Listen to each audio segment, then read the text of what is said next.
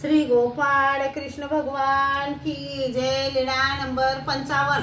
गोविंद स्वामीला सामर्थ्य संचार। सर्वज्ञांचे नांदेडला वास्तव्य होते। त्यावेळी तेथे विष्णू स्वामी आपल्या गोविंद नावाच्या शिष्यासह राहत होते। विष्णू स्वामींनी त्याला म्हटले, गोविंदा, येथे एक महापुरुष आले आहेत। त्यांच्या जवळ जर तू जाशील तर तुझे नित्य कर्म करण्यास असमर्थ होशील। ते आपल्या शिष्याला सर्वज्ञांकडे जाऊ देत नसत। एके दिवशी सर्वज्ञ भाव तीर्थाच्या पिंपळाखाली बसले होते। तेव्हा गोविंद स्वामी गंगेवर स्नानासाठी जात असताना त्यास सर्वज्ञांचे दर्शन झाले व सर्वज्ञांपासून त्याला सामर्थ्य संचार झाला।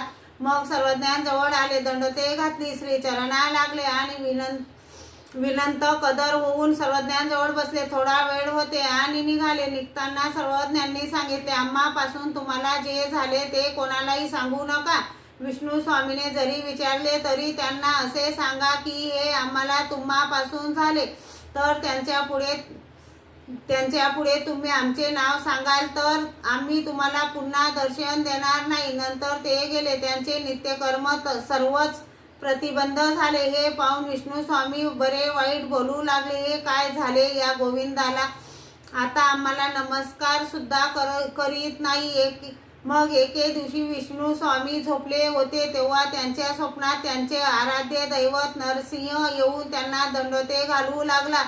ते लगबगीने उभे राहून म्हणू लागले, हे काय तुम्ही मला का बरे दंडोत घालीत आहात? तेव्हा नरसिंहाने सांगितले, तुम्ही आमच्या दंडोताची अपेक्षा करीत आहात ना, म्हणून आम्ही तुम्हाला दंडोत घालीत आहोत। त्याने सांगितले, मी तुमच्या दंडोताची कशी अपेक्षा करेन? तेव्हा नरसिंहाने म्हटले, तुम्ही गोविंदाच्या दंडोताची अपेक्षा करीत आहात तर गोविंद तो मी असे स्वप्न पाहिले व सावध झाल्यानंतर सकाळीच ते गोविंद स्वामीला दंडोते घालू लागले। तेव्हा गोविंद स्वामी म्हटले, हे काय तुम्ही मला दंडोत का घालीत आहात? तेव्हा विष्णू स्वामीने विचारले, हे तुम्हाला कोणापासून झाले? गोविंद स्वामीने म्हटले, हे आम्हाला तुमच्यापासूनच झाले। त्याने म्हटले, हे मलाच नाही तर मग तुम्हाला कोणापासून झाले? गोविंद स्वामीने म्हटले, आम्हाला तुमच्यापासूनच झाले। त्याने म्हटले, हे मलाच नाही तर मग तुम्हाला माझ्यापासून कसे बरे होईल?